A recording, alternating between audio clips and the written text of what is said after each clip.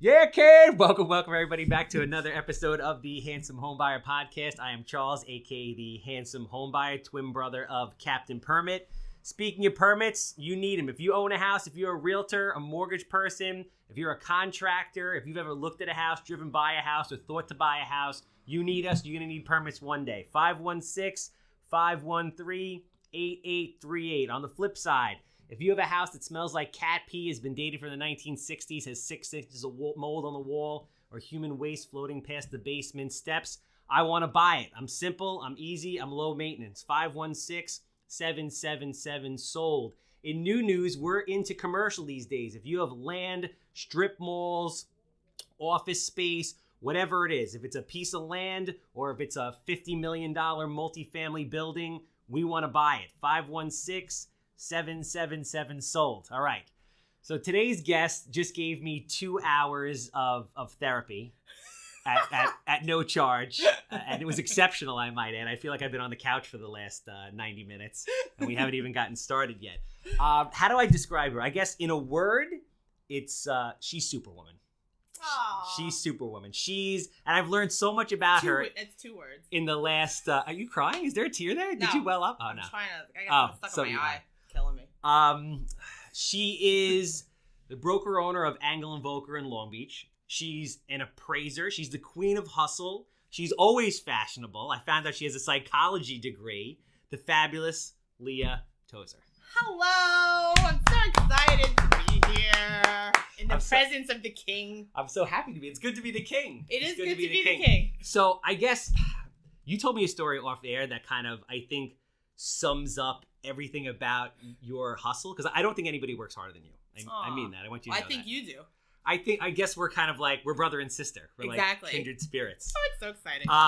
So if you don't mind, so you were telling me the story about when you had your first child and you breastfed and the whole like car thing. Oh my God, yeah. So I want you to tell this story because you're telling me the story. I'm just like, I don't ever, let me precurse this. So I guess the kind of like the moral of this podcast, I like to kind of, every person brings something uniquely different.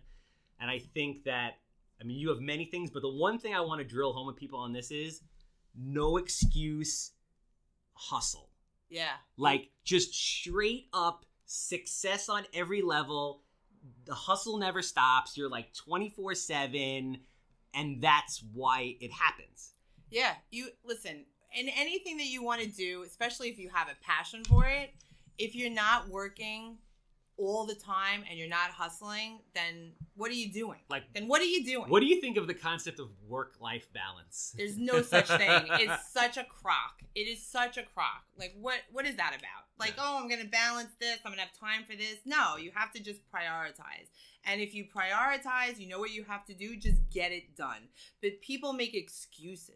There's always an excuse why I'm not doing this. Oh, I'll leave it for tomorrow. Oh, I'll do it next week. Oh, I have no time for this. You just make it happen. Work harder. Get up earlier. Stay later. There's no excuse for anything. So, and I'll say, like, yes, I had my first kid. I decided I'm going to breastfeed my kids for 2 years apiece. That's what I'm doing. This is awesome, by the way. This is an awesome story. And my problem is once I say it, I have to do it. There's no, like, well, I say it, that's what has to happen. So what did I do? There's no turning back. There's no turning back. So with my first one, I had to make sure that my husband stayed home. I'm like, you have to stay home with the baby, and you're going to take the baby in my car while I'm doing showings, and in between my showings, I'll breastfeed. I mean, let's just stop for a second and I want people to think about that for a minute. Just put that kind of mental picture together. Like, Leah's running around, super high energy. She's like on the roof with no railings of some like crazy condo building in Long Beach that's selling for like $3.5 million. And she's like running down the stairs, like, breastfeeding in the car and then shooting off to like sell some other crazy piece of property. Like it's just pretty much. It's freaking nuts. Yeah. But the average person would be like, oh, I can't do that. Yeah, you can though. You can. Everybody could do anything they want to do, but people don't want to do that work. Like people are like, I don't want this to happen. I don't want to do that. I don't want to have my kid in a car and like run back and forth. Like it's okay, and it's okay. You don't have to do it. It's just that if you say that is the life that you want and you want to be successful, that is what you have to do.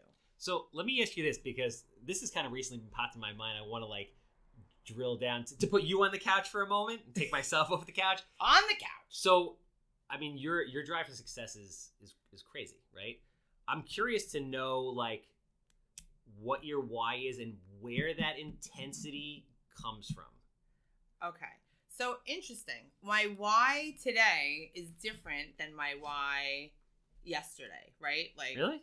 My whys changed, and I think that everyone's whys should change. That makes right? sense. Because if you're let's say everyone should be setting their goals. By the way, you should be doing your short-term goals, your long-term goals. Do you write them down? Are you diligent like that? You have to write them down. Okay. Because when you write them down and you see them, then you can visualize and then you can make them happen. Otherwise, like if you keep everything inside, then that's where it stays. Okay. If you're not writing it down, you look. I'm in your thing right now. I'm looking at all this stuff on the walls. I do the same thing. Do you whiteboard it? Yes, Like, I have a huge whiteboard. I write down what I'm doing, what I have for sale, what's under contract, who my buyers are, who my renters are, so that you could just keep looking. And even if you don't update it all the time, you're looking because you know that you have something out there. There's something for you to look at and to keep you on focus, right? Like this way, you know you have to move forward.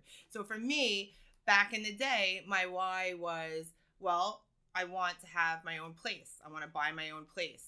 I want to work hard so I have money so that I can have financial freedom from everybody. I don't like to owe people anything. Okay.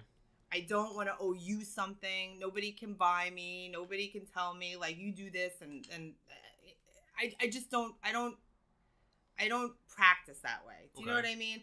I like to be independent. Yeah. And that was my why. Like independence was my why. Was that instilled in you at a young age from like your parents, or you just kind of happened?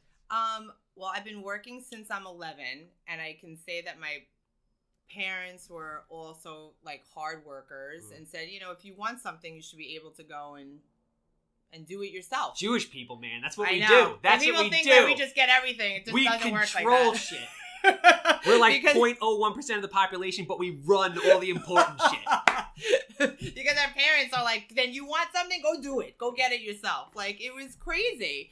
But it tells you it shows you the value of a dollar. It's hard. Like, life is not easy, especially for people living in Nassau County. Like, I mean, come on.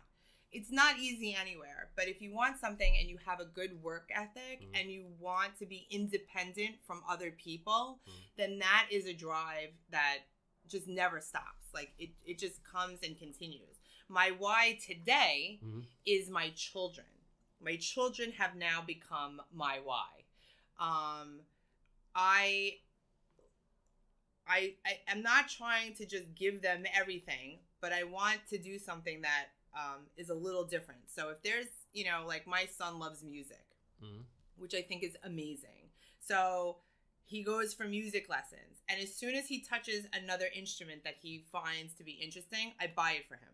So now my 5-year-old has a violin. Full He's got band. a violin. Yeah. He's a one-man band. A violin, a guitar, a ukulele, drums. Like, you know, it's crazy. But you know what? Like, it's something that he enjoys, and I want him to explore things and like have that opportunity. So it's not like I'm just buying him toys and letting him just hang out and do whatever. I want him to try and find something that he has a passion for. And if you can cultivate that when they're younger, that's, wow, what a great opportunity to have. Like, I could have been a great piano player. Totally kidding. Well, you tell me you were saying that they speak Spanish now, like they're which is amazing. Yeah. I mean, it's like, so cool. This Not is the that kind I'm of, teaching them. This is the kind of stuff. I mean, I was supposed to learn clarinet. They used to throw me out of band for talking too much. Go figure. But like, I really wish that I had that like ability.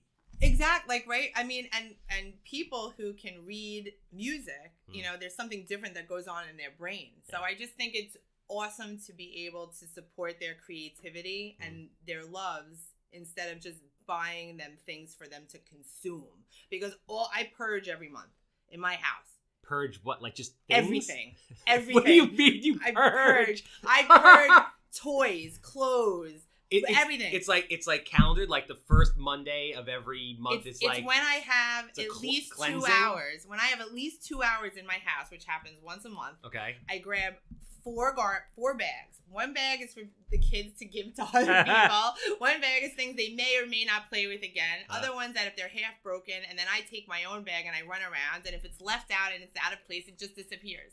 So it's like the Hunger Games for toys. It is. Is this like, does everybody in the family know this? Like, oh, it's going to happen. Like, if you want something, you better stash it somewhere because mom's coming through. Oh, they know. Yeah. I have a bag. As soon as I grab a bag, like, they're just like scurrying. It's like, oh, it's all gone. And then sometimes they're like, where did that go? I'm like, was it in the place Your it was husband's supposed to be? grabbing his stuff and sticking it in drawers. Oh, he does it too. He's like, that doesn't fit right. I'm like, get rid of it. Like, my house is ready to show within an hour of anyone that wants to buy my house. Like, that's the way I have to live. Like, I don't want, no one's allowed to wear shoes in my house. I'm like, I lost my mind. It's awful. It's awful. We were talking before, like, people that are high energy, that are ideas people, that are constantly on the go, like, they tend to not be the most organized people. Like, that's my struggle. I'm like, let's open this, let's open that. But you sound pretty put together. If you come into my office, that will immediately go out the window. It looks like a bomb went off? Oh my God, Can't see the floor? But I know like where everything is in my office, and I do spend like 1 day every 2 months, and I just go through everything. I go through the papers I don't need anymore, and I like redo my board, and then I breathe for like a hot minute, and then within like 2 days, it's back to the same thing. So I'm curious. Because I'm always running. You're coming up with ideas. It's like, it's crazy. We're going to jump all over the place here. I know. I'm curious to know, like, so how are you organized throughout the, like, you're everywhere. First of all, you're on roofs, you're selling shit in Long Beach, you're selling shit in the boroughs, like, you're upstate in Poughkeepsie, like, you're everywhere. Yes. Like, do you plan your day out? Like, how do you stay organized and get through this stuff? Your phone's rung 3,000 times in the last 15 minutes. Like, I know. I'll show you. This is how you plan this every day. So and nobody can see what's happening. She's showing me her now. Calendar on her iPhone. It just looks like blobs. It's a Google phone. Oh, sorry. I'm not an iPhone person. Sorry. Don't ever say that again. But this is if I don't do this, then I'm just going back. Like, this is my every week is like this. Do you wake up? Do you plan the next day? Like, do you sit down and make notes? Like, I'm just curious. I do make notes, and I have my little red book. And on my little red book, it's I have like what I'm doing, where I need to go. But because of the business we're in, somebody will call. They want to see something. Somebody may want to sell a house. Everything I may changes. have to go. Everything changes. So you have to be the kind of person that could roll with it. And if I can schedule something or push something in, I'll do it. If I can't, I can't. And that's just life. But that's like anything. Anything can happen. And that's just like, that's the thing I struggle with. I wake up every day. I'm like, you know what? Like, I had Brian Karp on the podcast last week, and that guy is like, he plans his day the day before. He's like planned 3 days out. He's like ready to go. He doesn't work with buyers. He only lists houses. And I'm like, all right, you know what? Maybe I'm going to try to be more organized. Let me make a list the night before. And like the first 3 things get done, all of a sudden the phone rings. I'm running to Hempstead to look at like a property, this, that, and like my whole day went to shit.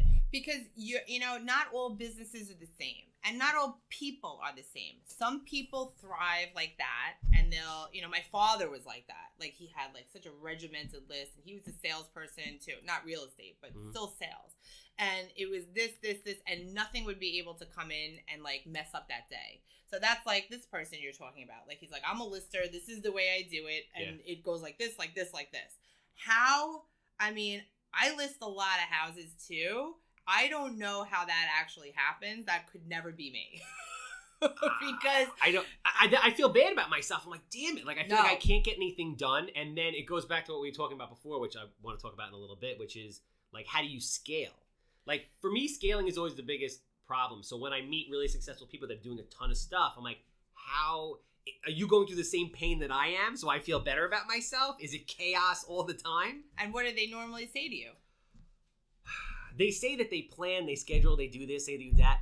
My personal feeling is everyone's life is freaking nuts. If you're very successful, like you read things about like a guy in Amazon who's like, yeah, everything's penciled out and I have an assistant, they take me through the day. I'm like, it's not fucking possible. There's just too much craziness going on. Well, that I think is the bigger issue. And the bigger issue is that everybody's definition of success is different. Okay. And success is different for different people.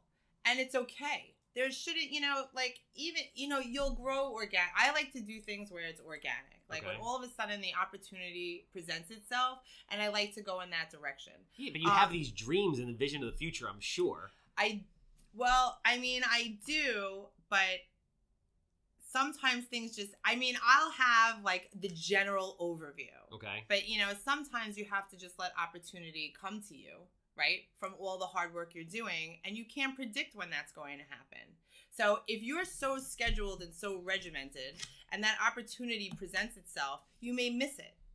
So that may be different for some people. Do you know what I mean? It's hard. It's hard to articulate that thought, but I find that to be the way that my success has grown, and it's all because of like the hard work and the people that I've met along the way, and the seeds that I've planted, and the fruit that those seeds have for me later in life. And then I see it, and then there's an opportunity. I go through that door, and then it just opens up into another opportunity, which is amazing.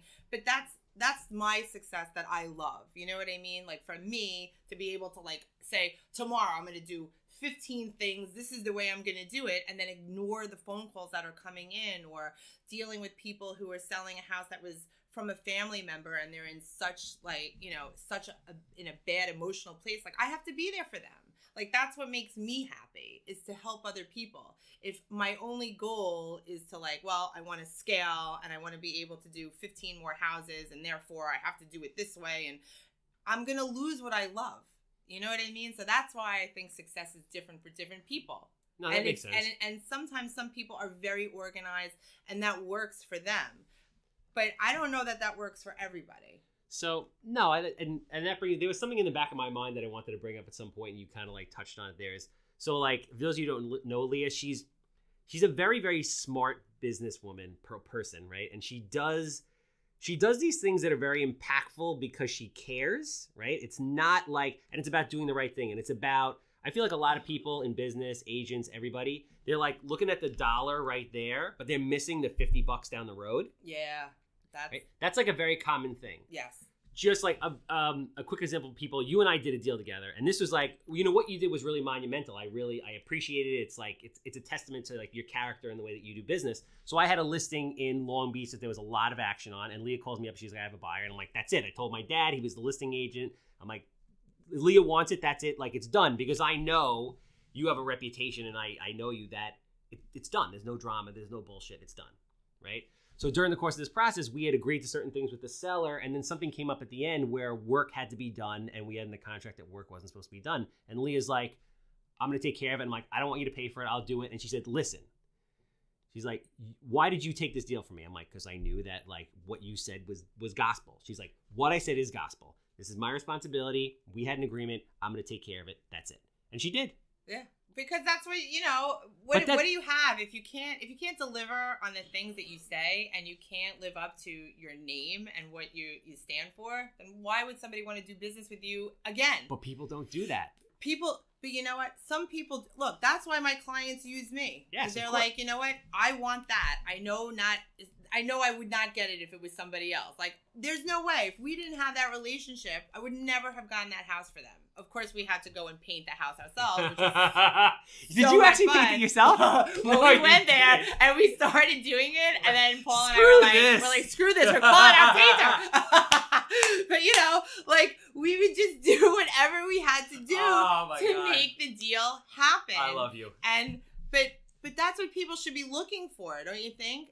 If you're gonna spend, close to $500,000 on something, or even if you're spending $100,000, if you're gonna spend your hard-earned money on a dream and a goal that you want, don't you want somebody that's gonna work just as hard as you did to get there? Yeah. Or are you just gonna do it with a neophyte, just somebody that you're friends with? I went to high school with them. They're a real estate agent. Let's use them. What are you, crazy?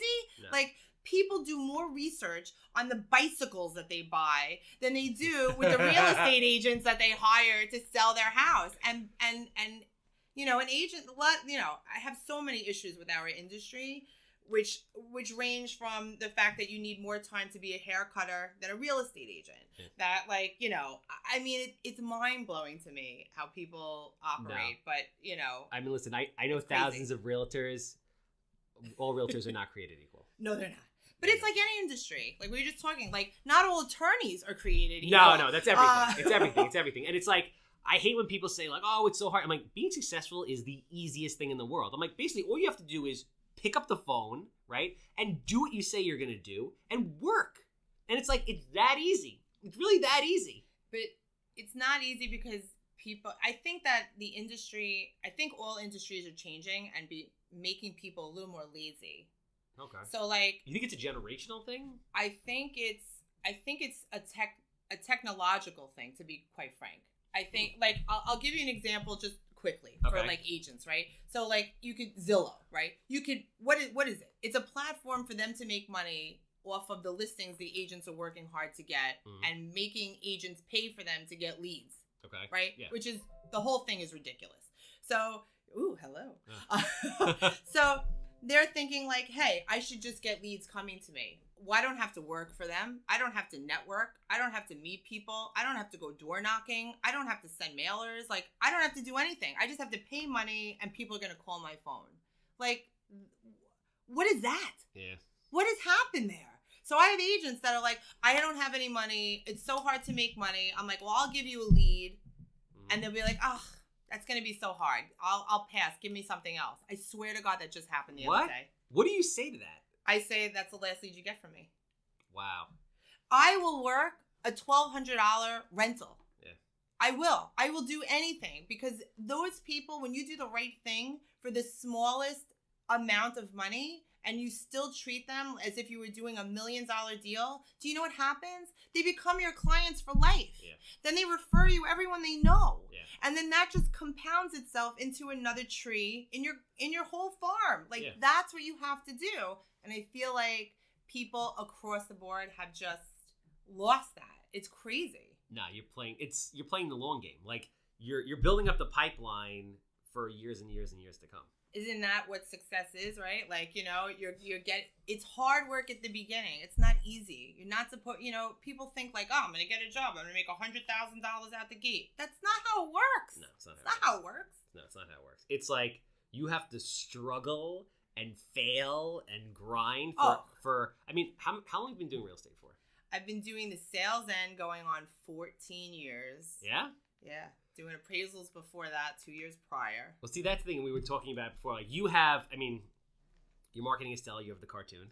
I have my cartoon. Which is awesome. So I mean, fun. You're all over social media. Are you doing a lot of the grassroots stuff, like the mailers, the bus stops, is a little bit of everything? A little bit of everything.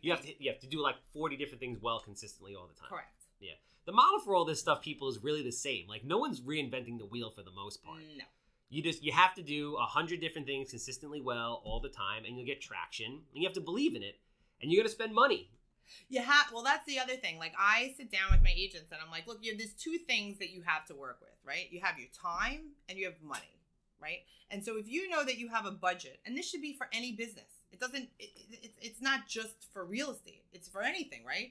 You have time and money. So you're either going to spend your time trying to make connections or trying to grow your business, or you're going to spend money to make connections or try to grow your business, right? Mm-hmm. So if you know that you have this amount of money, but you have this amount of time, you have to make that work for you. That's all. That's really all it is. It's so simple, yet people miss that. I mean, I have one agent who I think has really taken it to the next level. And I think I love it. I love seeing people do crazy stuff. He literally bought 100 websites. Okay. 100. 100 websites. 100 websites. Okay. Like specific kind of names or just specific types of names, okay, all to push back to him. Okay. I mean, brilliant. Smart. So brilliant. Smart. And I mean, and he's SEOing each one. Each one has content. But think about that. That's a lot of time. Just to understand how that works is a lot of time. Exactly. But when you have a goal, and he's like, this is my goal, and he did a few things that I was like, you're not going to make any money on, you're wasting your money on it. But everyone's got to try something themselves, Mm-hmm. I'm like, go ahead, try it. But this is going to work. Like, you're going to get leads from this. But think about how much time, effort, and energy it took to pick each one, put each name in, even if you're doing it on GoDaddy yourself. How much time does that take? A lot. A lot of time. people don't want to spend the time. People are lazy. They just think like, oh, it's just going to come to me. And that's not how it works. You're not going to go into a real estate office and get like, $700,000 buyers. Like, it just doesn't work like that. No. And everyone thinks it works like that, and it's terrible. No, I mean, you have to be able to differentiate. I was doing a Captain Permit talk in Keller Williams yesterday, and I'm sitting with these people, and I'm giving them a couple like kind of random ideas about how to get more listings. And I'm like, listen, you have 5 realtors lined up in front of you, right? They're all saying the same thing. We sell for the most money. We sell the fastest. We're the best. Blah, blah, blah. If everyone's the best, what differentiates you from anybody else? Exactly. 100 websites with tons of leads getting funneled to you, like things like that. Cartoon characters, just doing everything. Like, I mean, you basically, so the interesting thing about you, and maybe I'm wrong, so I want you to correct me on this. Did you originally start off like, you weave yourself into the fabric of communities, essentially? Like, yes. I mean, in Long Beach, you're on the board of Chamber of Commerce, correct? Yes. Okay. Did you start off and you were like, all right, I'm going to dominate this specific area, and then you just branched out based on your, the people that you've helped? Or were you everywhere always? Well, I mean, I think specifically because I live there and my office is there, even though I work, pretty much everywhere. I wanted to make the place that I'm working in better for people, because you get to intimately see like people's struggles, how people live, how community affects them. And I think it's just something that if you want to be a success, again, what success means to some people or not. Yeah. If I can help my community to make it a better place for people to live and to come and help understand the issues that we're having environmentally and, for the business climate, it's important to help be a person to change, and help and solve problems. I mean, that's really what it's all about. But it makes me feel good that I could actually do something to improve someone's life or someone's business. And then, so you were kind of working everywhere, but the majority of your business is in Long Beach, right? Or 50, 60% you were saying before? About 60% of my business is right there, which is lovely. But you'll go, and I'm curious, this kind of just goes back to the appraisal thing. So I tell agents this all the time, like, listen, get your appraisal license. Now it's very, very hard. Was it as hard when you got it? Was it as hard? It was, I mean, it was never easy. Like you have to like work underneath somebody for a certain amount of hours. Yeah. You have to do a certain amount of appraisals. It's a very solitary type of job. And you were not a solitary person. No, I am not. And I was doing, and again, when you told me that, blew my mind. I was like, what? But because my girlfriend was like, let's do it. She's a great appraiser, and she's like, and I was just interested. I thought it was, great. I'm like, okay. And this was before like we had, Waze and, GPS. So I had my Hackstra maps. And of course they gave me the shittiest places to go to. So I was like all the way out in like Brooklyn and before, it was like everything was blowing up. And I was like all the way out in Suffolk, and I'd have to go back and take pictures. And I hated it. And then I'm sitting in front of a computer for like 10 hours. It was not a glamorous type of job. And I like talking to people. It was killing me. But what a great foundation for what it is that I do. That's huge. And it allows me to, drop me into an area, and I know what to look for. I know how to look for it. I know how to evaluate things differently. And it's just been such a great, extra thing to check off on my resume. I'll tell you that. I mean, it's huge. I say this, and I mean this respectfully. Like I always say, I talk to other investors, and they're like, well, I asked the realtor how much it's going to sell for, and I'm like, listen, if you don't, well, there's so many parts of that. If you, as an investor, if you don't know what something's going to sell for, you shouldn't be investing. You should not be investing. Hands down. And I don't ask realtors' opinion for a couple different reasons. 99.9% of realtors, I feel like they don't understand true value. They don't. All right. So that's like when you're working with somebody like Leah and they're a certified appraiser, it's a very, very, very different level of service. Do you know, right? I have to, so I'll just jump off that. Like, so if I have to sit with a seller, I have to tell them, I'm like, look, I'm going to give you 2 separate numbers. One is what a bank's going to come in and tell you your house is worth X. Mm-hmm. And then this is going to be how much I'll be able to actually sell it for. Mm-hmm. And sometimes those numbers are definitely not the same.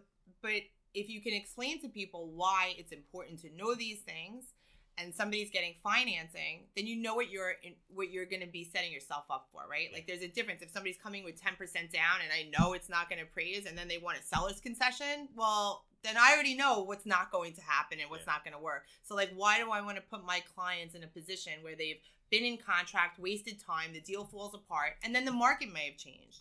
And then the amount of money they get is different. Like there's so much more that goes on than just like, oh, just throw my house up and get this. It just doesn't work like that. If you're selling a house, what's your advice? I had this happen to me last week. And for me, it's very like, it's not emotional. But I know you're dealing with buyers and sellers, so it's all emotion. It's hyper emotional. Yes. So, and there's a big difference between market value and appraised value. Correct. So like I was selling a house in Central Islip, 350 offers all day long, full asking price. And then the appraisal comes back at 335.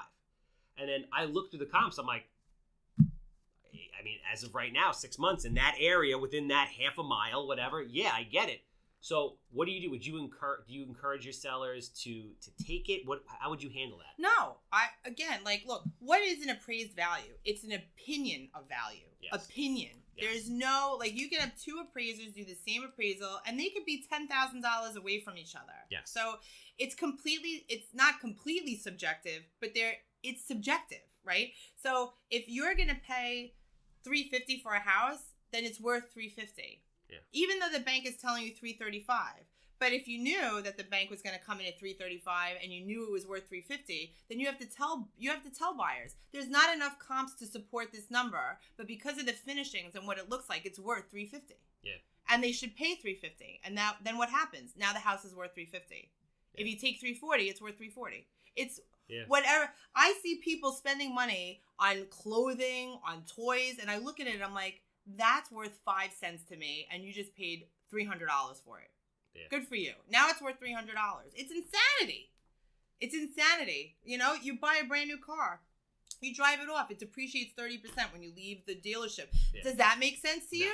Oh, it's all the same. It doesn't make sense to me. It's however anybody wants to square it in their brain, but at the end of the day, if you're putting out a product and this is what people will pay for it, then that's what the market will bear.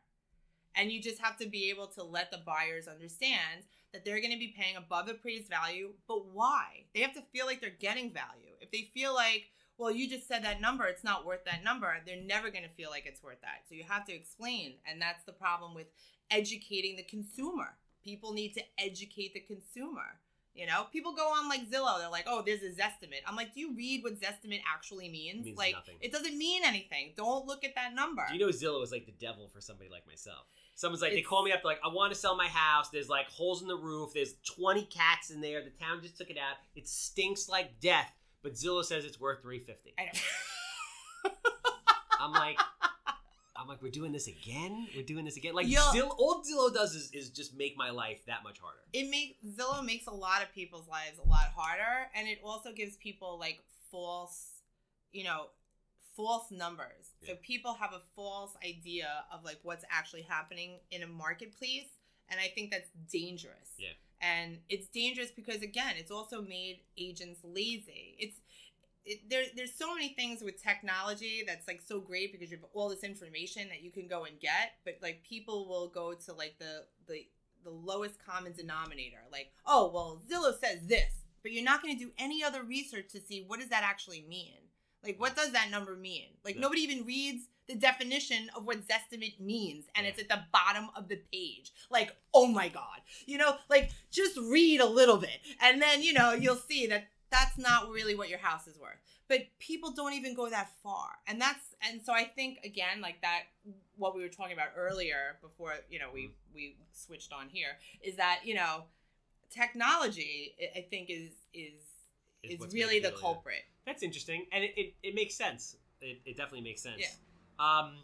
I want to talk about. Well, the reason why I mentioned the Long Beach thing before was, I guess, twofold. A, if you're an agent who's starting out and you want to kind of like plant a flag somewhere and do a lot of business, do you recommend they start in one specific area? Do you recommend that they just go everywhere? Like, what do you think is a sound strategy? Well, that's a great question, by the way. I think it is it's people specific. Like when we are meeting agents that want to come and work for us, right? Okay. I will sit down and do an intake with them, and I kind of just figure out like, where are your strengths? Like, who do you know? What's your sphere? What's your background? What are you involved in? Like, you have to really find out so much more about a person rather than, like, you're going to start farming this area.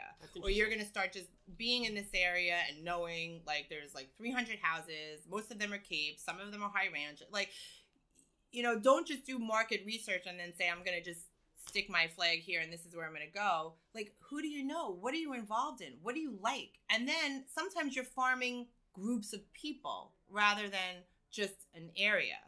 So I think people need to understand that there's different business models for everybody. Some people like to just cold call. Some people are great on the phone. Some people are great with numbers. Some people are great with families. There's just so many different avenues you can go. I think it's more important to find a mentor and understand that A, you have to work your ass off. And you're not going to make a lot of money at all for your first year. And if you're realistic with people and they love this business, then they'll do very well. If you're not realistic with people and everyone thinks everyone can do it because they watch HGTV, which I'm actually going to be on, so it's fun. Really? Yeah. Nice. Yeah, very exciting. But like, again, people just think it's so easy and it's a lot of hard work. But if you love it and you can learn from somebody and you can really learn the ropes, you'll do very, very well. I mean, I think this is something that agents have to hear because all brokers are not created equal. No, right? they're not. And I will say this, I know a lot of brokers, most of them don't give a tremendous amount of value, right? And as an agent, I think you have to be smart and say to yourself this. Don't ask about the split, right? Everyone's like, oh, the split. I know. Right? When people come right in, that's all they care about. It's like, all right. I was with you one time, and the first question that came out of this lady was, oh, so what's the split? And you're like, well, let's sit down and have a conversation because you know what? It's not like someone could give you 90%, you could be taking 10%, and they give you no value, right? And you make $50,000. Or someone could take 30%, give you a ton of value, set you up for life, and you make 10 times that amount of money. But like, agents aren't like that. They're visual, right? So, like, I always ask an agent, I'm like, so do you have a P&L statement? And they're like, what? Is that? How about this? I ask agents, how much money did you make last year? They don't know. Yeah. So to me, I'm like, you're a 1099. It's your business. Like, even if you work for a broker, it's not the broker's business. It's your business. Yeah. So, like, I'm not a good broker for a lot of people. Because I don't deal well with people who are lazy, and I don't deal well with people who make excuses, and I don't deal well with people who don't listen, right? And if you don't care about the people that you're working for, you know, meaning your clients or customers, then I have no use for you whatsoever. So, like, I'm not, you know, there are brokers that are great for people who are like that, who can help mold them into something. I'm not looking for that. If people aren't innately a good person and want to do the right thing, I'm just not a good match for them. Just on its face. But people that work hard and really want to get somewhere will learn so much faster and do so much better. I mean, one of my best friends who, you know, I basically pulled into this business, I said, you have to door knock. You have to go out and you have to knock on doors. And you know what? She did and got her first listing like that. Was she petrified? She was petrified, but you know what? She did it. It doesn't, you know what I mean? Nothing in life is easy. And especially if you're doing something new, if you can't put yourself out there, then it might not be the right thing for you. And that's okay too. People have to try and fail, and maybe they want to keep going, or maybe they feel like, you know, that could open up an opportunity to go in a different direction. You never know. But people have to know that it's hard work. And if you think it's easy, then it's just not for you. It's never easy. No. And if you don't feel comfortable being outside your comfort zone, nothing great is going to happen. No. It's just not. Nothing great is going to happen. Take a little risk. I'm curious to know, we talked about it for like a second before, but so we both live in Long Beach, right? Of course. And then a number of years ago, Sandy happened. Yes. So what is it like being a Long Beach agent in the middle of Sandy? It was, wow. It was extremely interesting, and I'll tell you that I literally think I told more people, no, I will not sell your house right now, than, you know. Like, basically hold on. Like, people are looking at a fire sale, and you're like, calm fire down. sold, and what's interesting is you can look and see the agents who sold the most stuff during that time, because those are people like, oh, you better sell now. and like totally made other people a lot of money, which again comes down to integrity. Or themselves a lot of money. All public information. Yeah. But no one will ever look, but it's okay. There were some agents that picked up a lot of that stuff for themselves too. Of course they did, because they preyed on people's vulnerability, and I thought that was probably one of the most heinous things that came out of those first 2 years that I saw, and it was heart-wrenching. I mean, literally, my neighbors were like, I have to sell the house. I'm like, you're not selling anything. I said, you're going to hold on. Let's just get through this and let's see what happens. And what happened in the last couple of years? And the market exploded. Crazy. Listen, people can, the amount of money that things are worth now is mind-blowing. Nuts. And, I have people coming up to me thanking me. They're like, thank you for thank you. And I'm like, you're welcome. Like, it's crazy. I mean, rebuilding, making things FEMA compliant, bringing, putting it on the map. I mean, it had, there was a lot of terrible things. I lost everything in that storm. Did you flood bad? What? Did you flood personally? Oh, my house was on where the ocean and the bay first met. We had a sinkhole. Oh, Jesus, really? Oh, it was a nightmare. For those of you who don't understand what that means, obviously Long Beach is an island. It's got ocean on one side and bay on the other. And it actually met in the middle of Park Avenue. No, it met on Pine and Laurelton. That was my house was. You like started that show, and then it just covered everything else. I was literally on the phone texting my neighbor because we set up. We had generators, everything. How much water did you have in your house? Oh, it came up to my entire basement, and you had to walk up 3 steps into my first floor, and it was a foot up into my first level. Okay. Like I lost my favorite pocketbook and my favorite shoes. Tragic. I was so angry. Oh my God, I'll never get that bag. Oh, it was terrible. I mean, we couldn't open my daughter's bedroom door because the water came in and pushed all her toys behind the door. We couldn't even open the door. It was like it was shocking. I mean, that was like a whole world, man.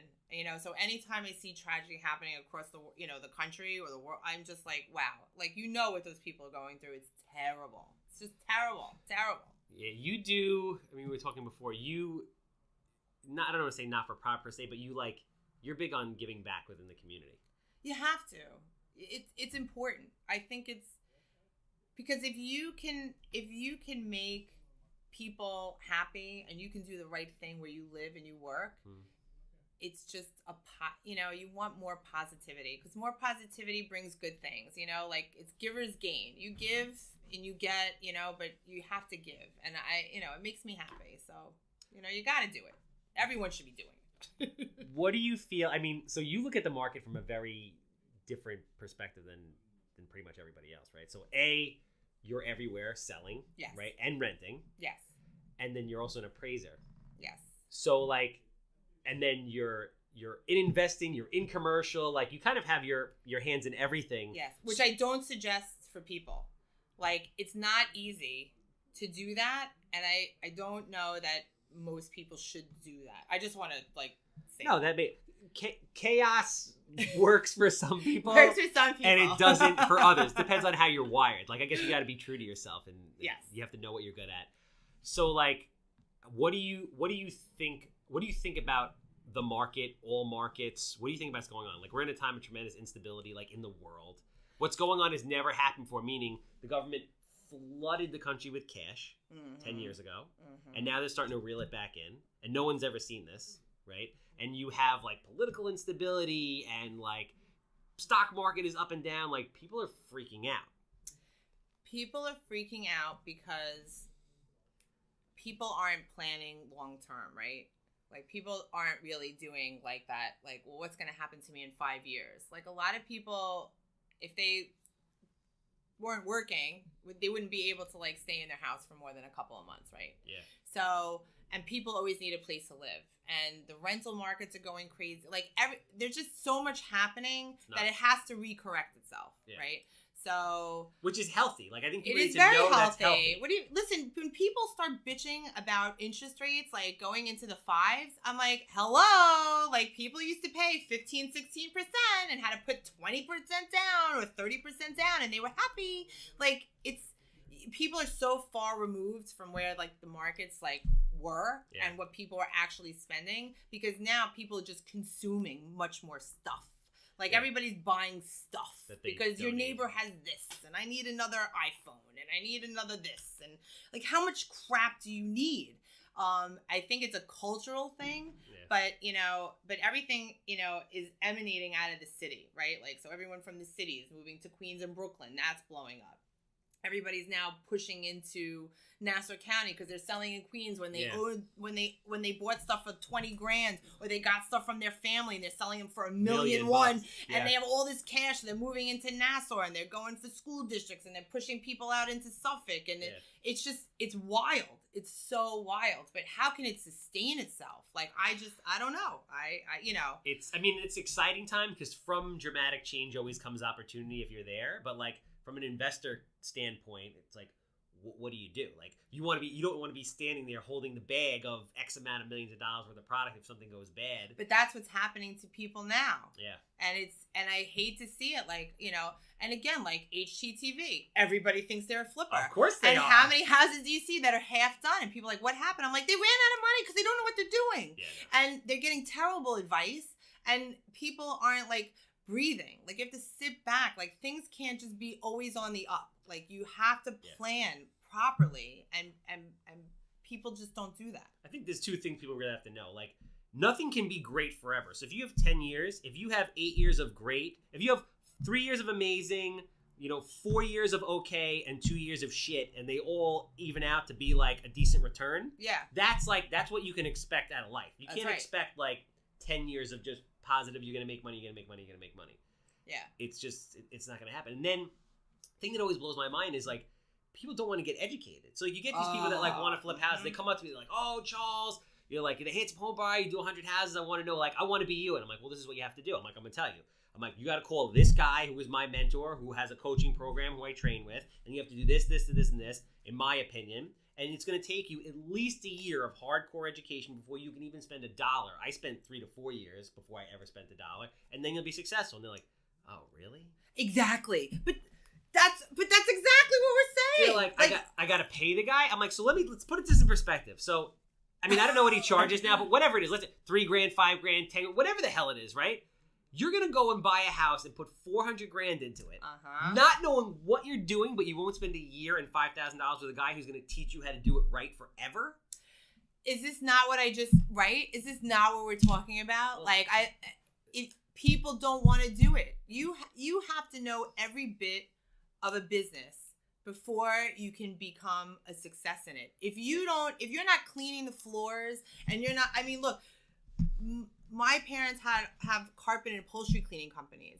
I worked first doing filing in the office from 4 a.m. to 3 p.m. every Saturday. Oh, I got my license to be a licensed carpet cleaning technician. Really? And went out with my dad into the city in Manhattan, cleaning McDonald's carpet at 3 a.m. in the morning, carrying chemicals and water up and down flights of stairs for years. Because you know what? He's like, you have to know, if you have people working for you that know more than you, then what are you doing? Wow. And like, people need to understand that nothing comes easy. And if you work hard and you love something, you're going to do great. But nobody wants to put that work in. They want it now. I want it now. Like, why do I want to spend that money? Why do I want to work like you? I want your success now. It doesn't, how does that happen? It doesn't happen like that. I'm curious to know. So you started selling real estate 14 years ago. How many years before you really like got traction? Oh my God. Like, a good 5 years. Yeah, like they say, it really takes 3 to 5 years to build a solid business of like believing that this shit's gonna work, even though it might not work. Listen, I was bartending. I was bartending 5 nights a week. Did you bartend at the Inn or Minnesota's? Oh no, I bartended Minnesota's, Montego Bay, Hattie McGee's. Is Montego Bay gone? They knocked Montego down? It's still there, but it's not open. They're building that thing next year, right? Yeah. It's crazy. I mean, oh my God, honestly, I was bartending the best time ever. In the city, I mean, I had the best gigs. I loved what I did. I saved $20,000 in 3 months bartending, awesome. 7 shifts a week to buy my first place. Because that's what you have to do. I had other people were like putting it up their nose and whatever they were doing. I was just working and saving money. I was working, saving money, working, saving money. That's all I was doing because that's what you have to do. But I didn't stop bartending until when I was pregnant with my daughter, and I was doing, I want to say pretty well, right? Mm-hmm. As a real estate agent. And I was still bartending, and I only stopped bartending because I was pregnant, and I said, as soon as my bartending pants don't fit me, as soon as I can't just put that little rubber bands around them and actually get out of the house in that, I said, that's when I'll stop. That's what it means. That's a hustler. You know what I mean? Like, that's when I stopped. I'm like, I can't get my pants on anymore. I'm like, oh my God. I'm like, nobody wants to see a pregnant bartender. I was like, I'm done. I'm making him choke. Oh my God, that was awesome. And you never went back. I did it to raise money for Veterans Fund. I miss it. I would bartend in a second. I always wanted to bartend. I love it. I don't drink. I don't know how to make any drinks, but I always wanted to bartend because that shit just looks so fun. It is so fun. Like, going to school for psychology was probably the best thing ever to be a bartender. But I met the best people.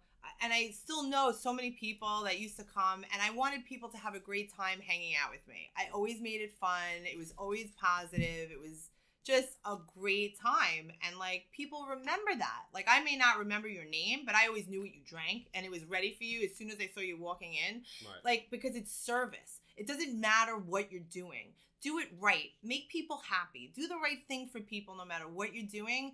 And you know what? Life will be good. That's all it's about. What's your next 5 years look like? Oy vey. I can't even talk about that right now. I'm right on top of that, Rose.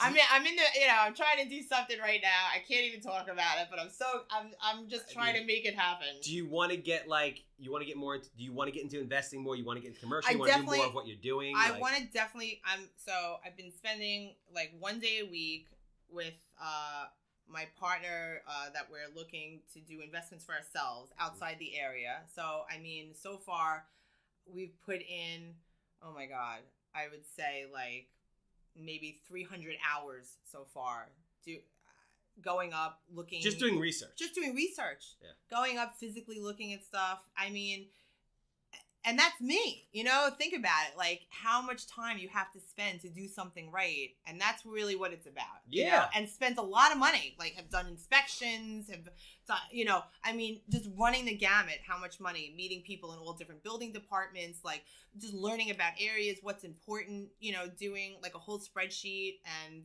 all of these reports, like, who's living there, medium income, like what's doing what, like there's so much time that goes into doing anything correctly. Yeah. And that's what I'm doing right now. So we're doing that, so that we can buy 2 properties ourselves, nice, get that under our belt, and then other people that want to invest in these areas that we're going into, then we'd feel comfortable. But that's how nuts I am. I'm like, I'm not going to take your money until I know that I've risked my own money and that it works. And then I'll be like, okay, fine. You want to do this? We can do it this way. But I mean, it's a huge responsibility. It's a huge, I get so nuts. Like every person I work with, I just assume that they're my family. Like that's me. That's my money. Like how would I want that to go? Because if they don't make money and they're not happy, then I didn't do my job. Yeah. So listen, I mean, a lot of businesses fail. You have to fail, succeed. But at the same time, like there's a strong correlation between success and preparation. Oh my God. If you don't prepare, then you're just setting yourself up for failure. You have to. It's that simple. Like people go and they open a business. They want to open a pizza shop. They want to open a salon. They open this, that. But like, have they done demographics? Have they put a business plan together? Nope. Do they know what the competition is? They know what their capture rate has to be or their break even or whatever. Like these are all things that you have to learn. Yeah. So like it pays to take the time to find someone who's been there to learn about it than just to go spend all this money and then bomb. Listen, I can make it very simple. You get a recipe from someone. You're at your house. You're like, I'm going to make this. But you have none of the ingredients that are on there. Like, did you prepare? No. Now you have to go back out. You're spending all this time. But somebody that was like, you know what? This is what I'm going to make tomorrow. I'm going to get all these things. You have them in your house. Then everything works very smoothly, right? To do things last minute like that, you're just setting yourself up to like really screw yourself. It's not a good idea. To close out, what do you want to leave? Like, if you had to give advice to this, I found out the other day, this 27,000 agents on Long Island, Oh yeah. right? I'm sure, and only half of them have never done a deal. Haven't done a deal this year. Mm-hmm. I heard, which is interesting. I actually want to be LIBOR. The only thing I want to start a new LIBOR. Because when I was tallying the numbers in my head of like what goes through that place, I'm like, this is the business to be in. They're getting bigger too. They're like gobbling up other. I mean, the one thing I will say, it's nice to have some sort of like an organization where there's some accountability between agents, but you know, every business has its host of issues. What can I say? So what do you, as far as if you have agents, if there are agents out there that are starting out, if there are agents out there that aren't, you know, they've been in there for a while, but they're not getting the traction that they want, or even for like seasoned agents that are looking to take it to the next level to get to kind of where you are, what do you say to them? They should like look in the mirror and say to themselves, like, what am I doing to make a better decision for myself? Like, what am I doing to make my business grow? And what I will say to them is, if you don't know how much money you're making, if you don't know what your GCI is, then you should not be in this business, full stop. If you don't know what you need to do and you can't make a business, I have a business plan that people can plug in their own numbers, and they'll say, I want to make X amount of dollars, and it'll plug in exactly what they have to do to make that money. But then it's like, but how many people do that work? You have to know yourself well enough to know if you're going to do the work to get there. And if you really want to do it, then you should do it and like love every minute of it. Just know you're not going to make a lot of money at the beginning. It takes time. So it takes time, but anything takes time. So if there are agents out there that are not lazy, that are hardworking, that want to heal the realness of what is out there and what it's going to take, are they welcome at Angle and Volker? Of course they are. And they might not like what I say, but but they will make more money, and they'll be better. More money. They'll make more money. How do they get in touch with you? How do they follow you on social media? How do they get in touch with you via phone, email, however you want to put it out there? Oh, that's so exciting. Please don't call my cell. No, I'm only kidding. No. You can follow me at the Leah team. That's all my social media stuff. And I'm pretty easy to find. You can find me. Actually, you know what? I will do my cell phone number. It's 516-860-5784.